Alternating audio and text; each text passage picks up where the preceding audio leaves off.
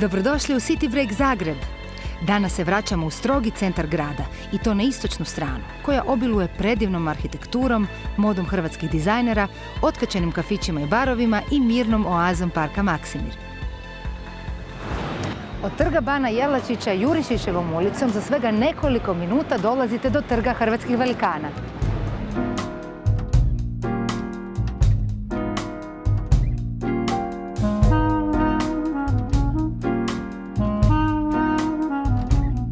Ova velebna zgrada iza mene, nekodašnja burza, a današnja Hrvatska narodna banka.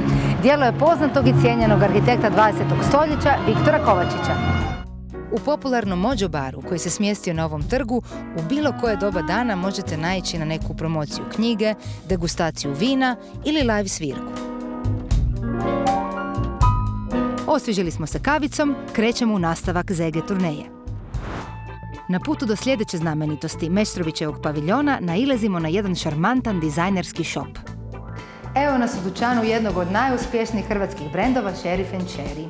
Njihove divne, šarene i slatke naočale nose i brojne svjetske zvijezde, kao što je Rihanna, Taylor Swift, pa eto mogu i ja. A možete i vi, nabavite svoj primjerak. Oboruženi zaštitom od sve jačeg podnevnog sunca, stižemo do trga žrtava fašizma, kojem dominira ova fantastična okrugla arhitektonska ljepotica. Ovo je dom hrvatskih likovnih umjetnika.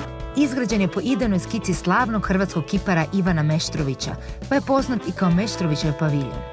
Nek vas ne zbuni, Zagrepčani ga često zovu i džamija, jer je početkom 40. godina dom bio i u toj funkciji.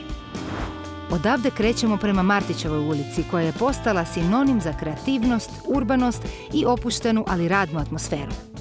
Ovdje ćete naići na brojne dizajnerske šopove, umjetničke studije i fine restorane.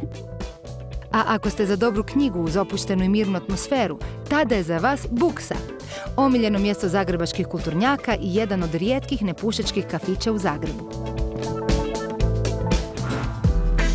U Martićevoj je pokrenut i projekt Design District, festival koji kroz 4 dana svakog lipnja predstavlja ovaj dio grada u punom sjaju.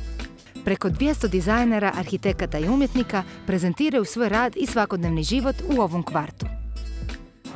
U sklopu Design Districta jednom godišnje se otvaraju tajna vrata inače napuštenih prostora, kao što je ova vojna bolnica u Vlaškoj ulici.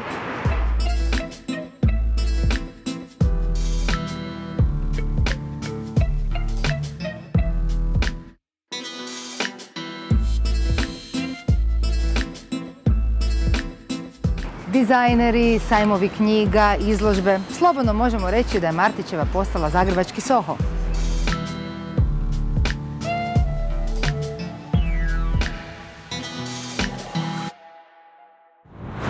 Martićeva je poznata i po 2 nebodera koji su prave arhitektonske poslastice. Jedan od njih je Iblerov drveni neboder.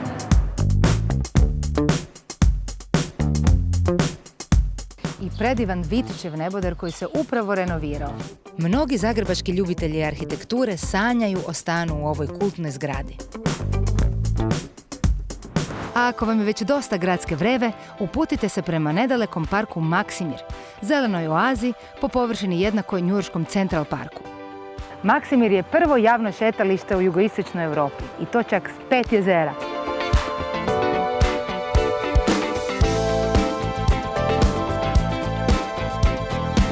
U zgradi Vidikovca, popularnog okupljališta brojnih generacija Zagrepčana, u proljetnim i ljetnim mjesecima nedeljom se održavaju poznati promenadni koncerti. Dođite i uplovite u zlatne dane zagrebačke povijesti. Nakon šetnje, ili kako bi lokalci rekli španciranja, treba nadoknaditi izgubljene kalorije i napuniti baterije za nastavak.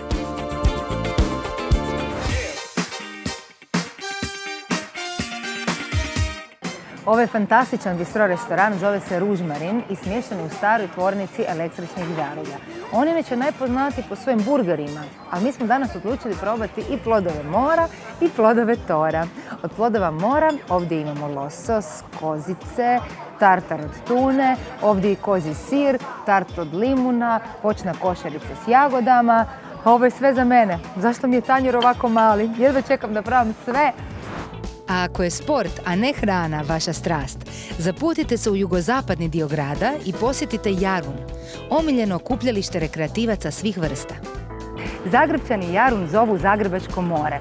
Hrvati s juga, s onog pravog Jadranskog mora, tome se smiju, ali mi stvarno volimo svoje malo more.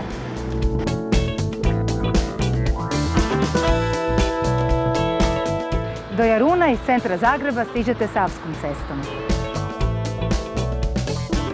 U Savskoj se nalazi i jedan od najposjećenijih muzeja u gradu Zagrebu. Tehnički muzej Nikole Tesle, koji nosi ime po slavnom svjetskom izumitelju, inače porijeklom iz ovih krajeva.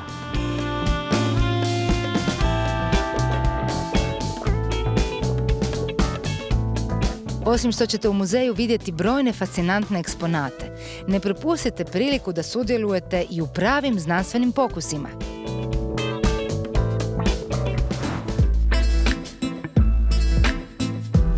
U ovoj ulici možete uživati u brojnim kafićima i restoranima. Jedan od onih kultnih koje ne smijete nikako propustiti je i pivnica Zlatni Medo. Domaća klopa i domaće pivo.